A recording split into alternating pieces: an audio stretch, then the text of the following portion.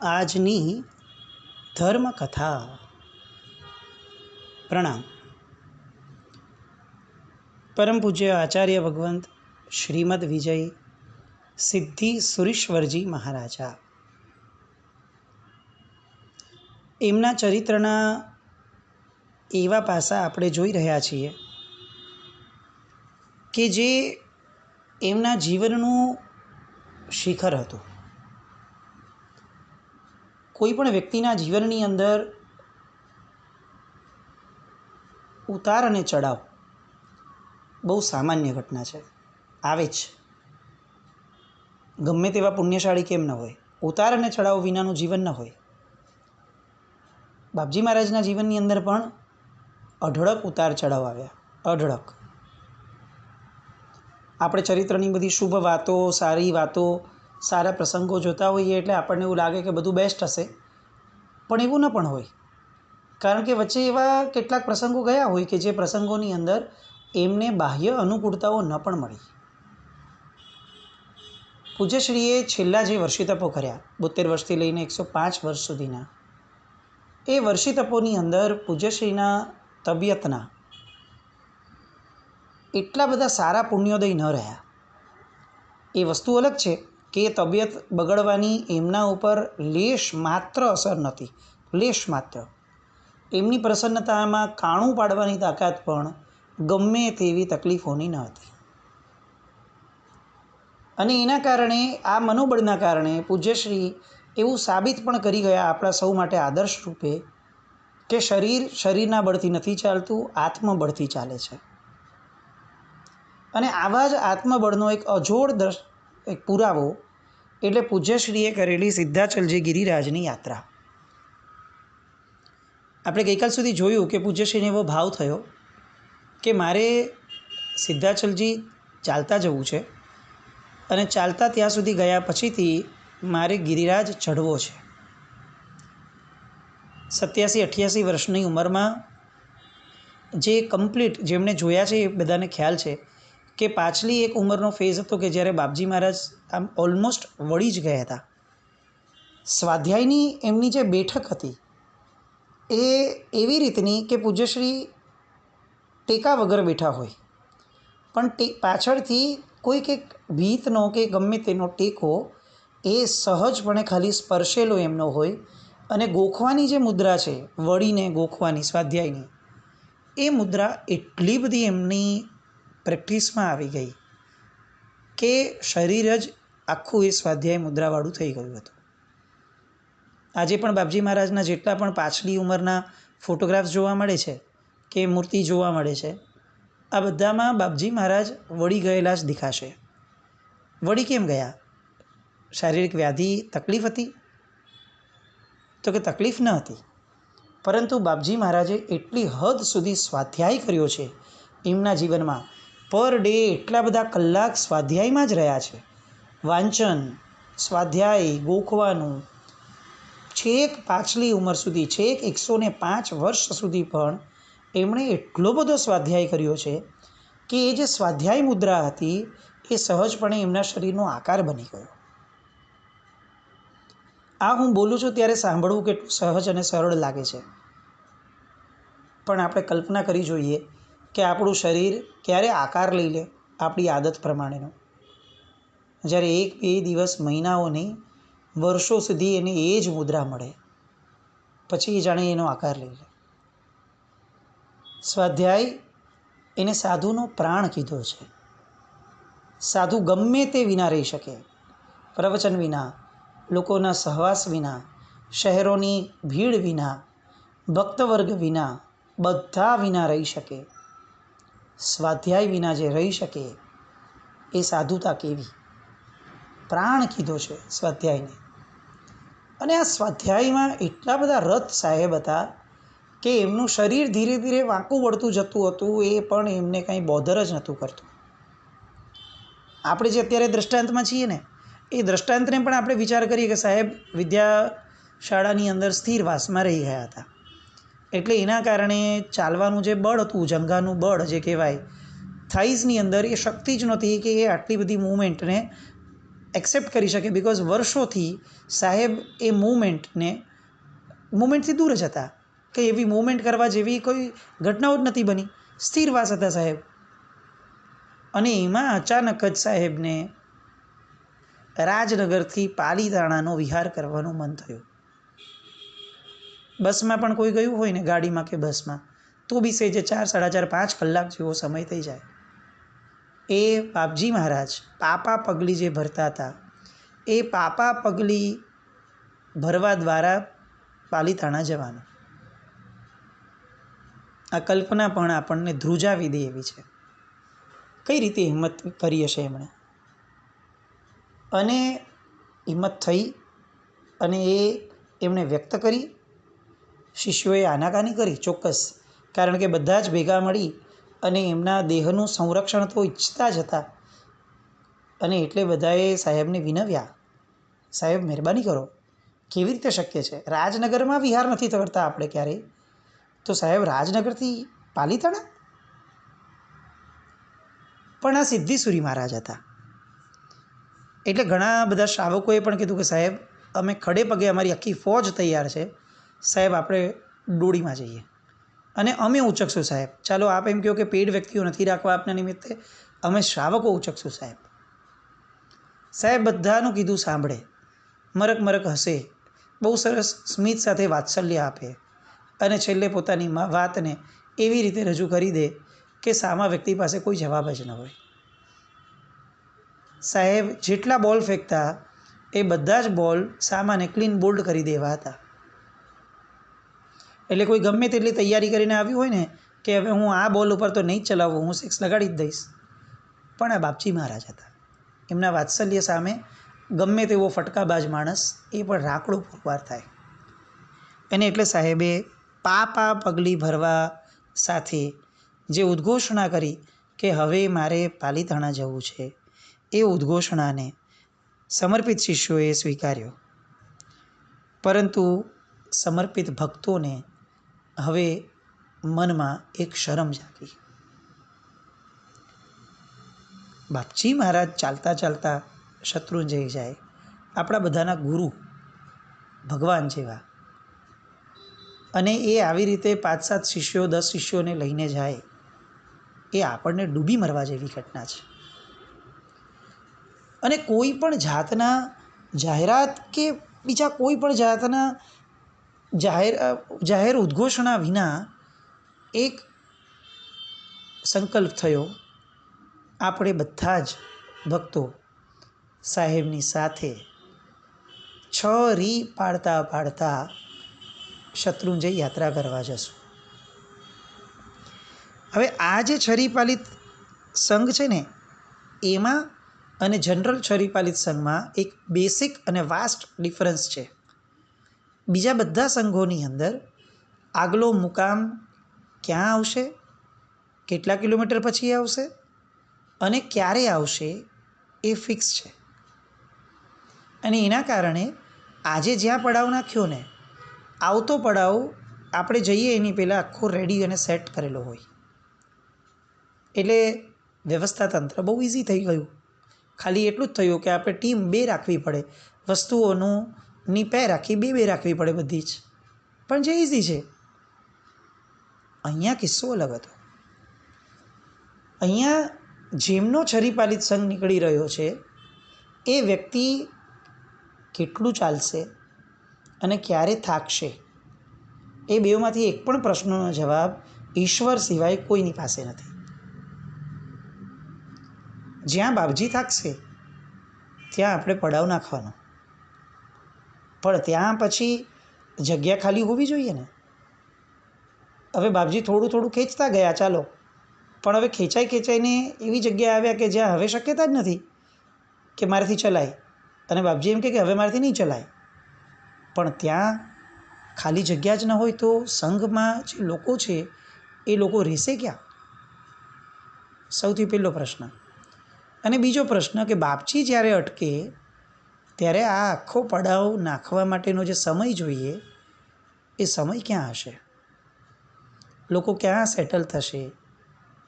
સાથે ભગવાન વગેરે હોય એમની વ્યવસ્થા શું? સાધ્વીજી ભગવંતના ગોચરી વગેરેની વ્યવસ્થા શું? લોકો એકાસણું ક્યારે કરે? બીજો પડાવ નક્કી હોય ને તો સવારના પોરમાં ત્યાં રસોડું ચાલુ થઈ જાય, એટલે સંઘ પહોંચે એ પહેલાં તો ત્યાં ઘણી બધી તૈયારી થઈ ગઈ હોય. અહીંયા તો બીજા પડાવ જેવું કંઈ ખબર જ નથી. આપણામાંથી કેટલાય આવો છરી પાલિત સંઘ સાંભળ્યો પણ હોય કે આવો સંઘ પણ નીકળી શકે. આપણે બધા બળભાગી છીએ કે આવો પણ સંઘ નીકળી શકે એવું સાંભળવા પામ્યા. આવો સંઘ નીકળ્યો અને આ ભક્ત વર્ગની સમર્પિતતાની કઈ દુહાઈઓ આપવાનું આપણને મન થાય. સાધુ ભગવંતો એ તો જાણે આ બધી જ પરિસ્થિતિઓ માટે તૈયાર જ હોય. એમની માટે આ કંઈ નવી વસ્તુ નથી કે કોઈ અજાણ્યા સ્થળમાં ગયા અને હવે જમવાનું શું કરવું. અરે કાંઈ નહીં, રોજ એ લોકો અજાણ્યા સ્થળમાં હોય વિહાર કરે ત્યારે. એટલે એમની માટે આ એટલી મોટી ઘટના નથી.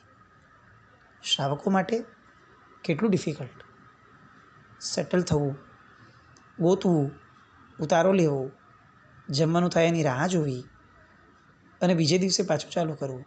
હજી એક પોઈન્ટ એ આવે કે આ લોકોની શક્તિ હોય કે એ લોકો દિવસના 18 કિલોમીટર ચાલી લે, પણ બાપજી મહારાજ 3 કિલોમીટર જ ચાલે, તો એ 3ને પણ વધાવી લેવાના. પછી આપણે એવું નહીં કે મારી તાકાત છે તો ચાલો ને હું 2-5 કિલોમીટર આગળ જઈ આવું. એટલે આ માનસિકતા છે ને, આપણે વિચાર કરશું તો આપણને ડિફિકલ્ટ લાગશે.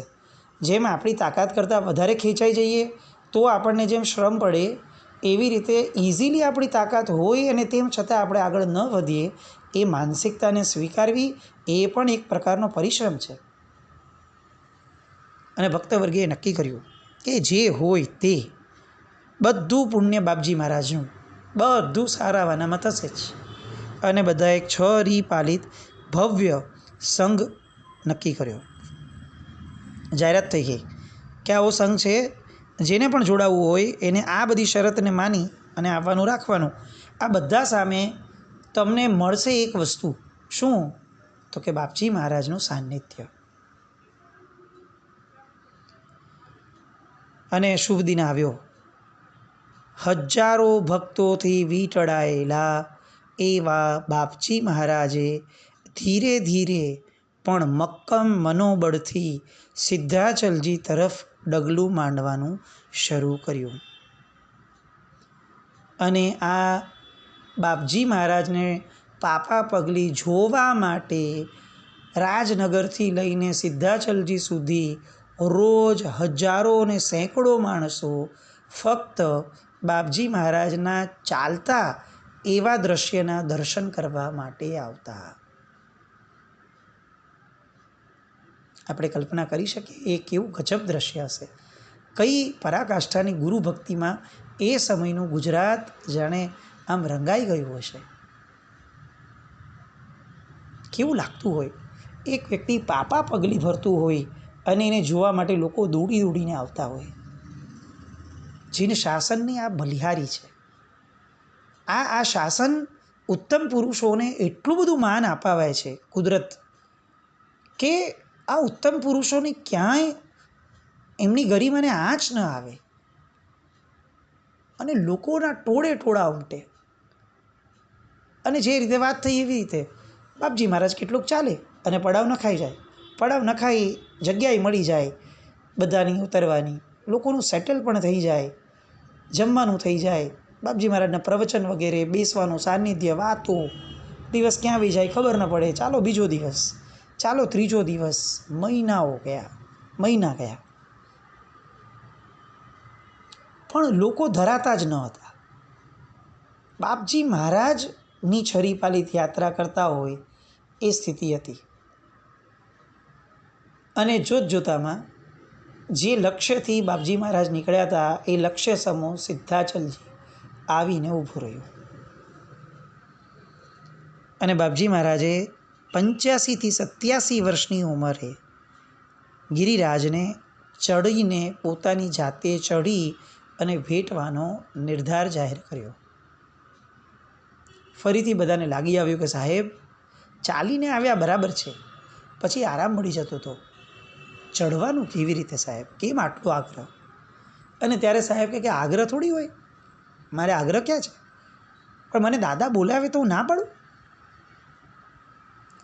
આવા બધા પ્રશ્નોનો કોની આગળ જવાબ હોય? અને અંતે આ ઉંમરે બાપજી મહારાજ જાતે ચઢી અને ઋષભદેવ ભગવાનને ભેટ્યા. અનહદ આનંદ આ યાત્રાનો અને પ્રભુ મિલનનો.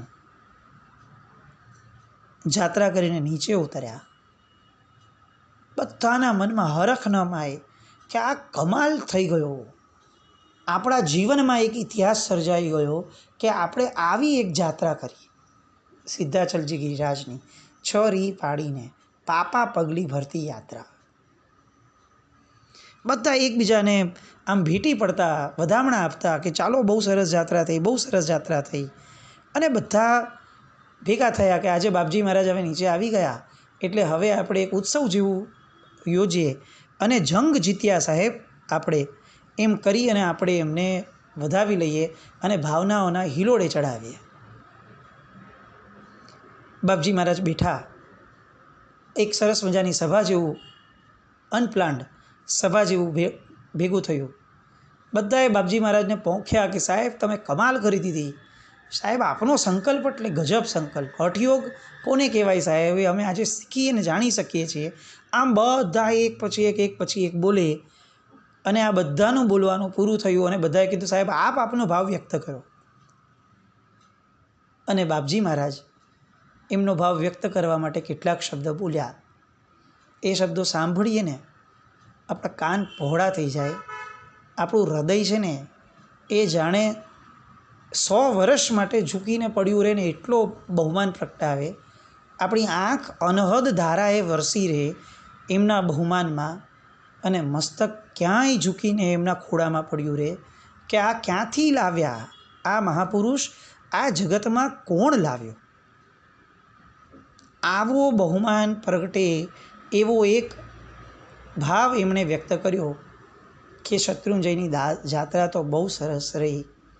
હવે મારી ઈચ્છા છે, અહીંયા સુધી આવ્યો છું તો નેમિનાથ દાદાને ભેટવા હું ગિરનાર જઈ આવું. કોણ બોલે છે? કઈ સ્થિતિમાં બોલે છે? જે 6 રી પાડતા પાડતા, પાપા પગલી ભરતા ભરતા મહિનાઓ પછીથી રાજનગરથી નીકળી અને ગિરિરાજ આવ્યા. એ યુગ પુરુષ લોકોની સામે ભાવના વ્યક્ત કરે છે. શત્રુંજય થઈ ગયું, આનંદ છે, ગિરનાર બાકી છે. લોકો અનહદ રડ્યા. પોતાના જીવનના સૌભાગ્યો ઉપર રડ્યા કે અમે આ કયા ઉત્તમ પુરુષનો યોગ પામ્યા. અમારું ભાગ્ય કઈ ઉત્તમતાને અને શિખર ઉપર આવીને, સૌભાગ્યના પરાકાષ્ઠાએ આવીને ઊભું રહ્યું કે અમને આવા વ્યક્તિના દર્શન, વંદન, સ્પર્શન અને સાનિધ્યનો યોગ મળ્યો કે જે વ્યક્તિ માંડ ચાલી શકે છે અને પોતે ચઢે છે શત્રુંજયને અને નીચે ઉતરીને કહે છે કે હવે મારે ગિરનાર જવું છે. લોકોએ વધાવી લીધા અને ત્યાંથી જ આ જ ઉમંગ ઉરમાં લઈ અને આખો શ્રીસંઘ એઝ ઇટ ઇઝ અહોભાવ સાથે ગિરનારજીની યાત્રા કરવા ગયા. 6 રી પાલિત સંઘ આવો કે જેમાં કોઈ ઠેકાણું જ નહીં કે ક્યાં ઠેકાણું આવશે આગલું. અને કયા લક્ષ્યથી નીકળેલો સંઘ શત્રુંજયના એ આજે ગિરનાર તરફ વળ્યો. અહોભાવનું મોજું, આશ્ચર્યનું મોજું, બહુમાનનું મોજું, અનહદતાનું મોજું, આવા કેટલાય મોજાઓ એ સમયના લોકોના હૃદયમાં ફરી વળ્યા હશે. અને એ લોકો પણ ધન્ય હતા કે જે લોકો બાપજીના આ દ્રઢ સંકલ્પને ઝીલી અને એમની સાથે છેક ગિરનારજી સુધી ગયા અને જેમણે પોતાની સગ્ગી આંખેથી જોયું કે આ 87-88 વર્ષના મહાત્મા સળંગ 16-17મો વર્ષી તપ અને એની અંદર ચઢીને શત્રુંજયની યાત્રા કર્યા પછી હવે જાતે ચઢી અને ગિરનારની પણ યાત્રા કરે છે. ચઢીને. શું વિચારવું બાપજી મહારાજ માટે? એમના એક એક પ્રસંગો એ જાણે આપણા જીવનની સ્મૃતિ અને જીવનનું સંભારણું છે. આપણી કેટલી યાત્રાઓ આવી થઈ હશે.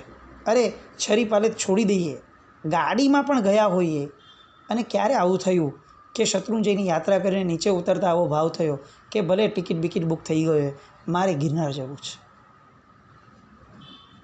હું ખરેખર કહું, આ બાપજી મહારાજની ભક્તિ વિના આપણું જીવન છે ને એ ગુણમય પણ નહીં બની શકે. એમનું સતત ધ્યાન એ કદાચ આપણને થોડે ઘણે અંશે પણ ગુણિયલ બનાવશે. આવા બાપજી મહારાજ, એમના પોંખણા ઓવારણા જે લેવું હોય એ બધું લઈએ, કારણ કે આવા દિવ્ય પુરુષની વાતો સાંભળવા માટે પણ અનહદ પુણ્ય જોઈએ, જે પુણ્યશાળી આપણે બધા છીએ. આપણને આપણા જ પુણ્યની ઈર્ષ્યા થાય એવું આ ચરિત્ર બાપજી મહારાજ. આ ચરિત્રની આગળની ધારામાં આવતીકાલે ફરીથી જોડાઈએ. જીન આજ્ઞા વિરુદ્ધ કંઈ પણ બોલાયું હોય તો મિચ્છામિ દુક્કડમ. જૈનમ જયતિ શાસનમ.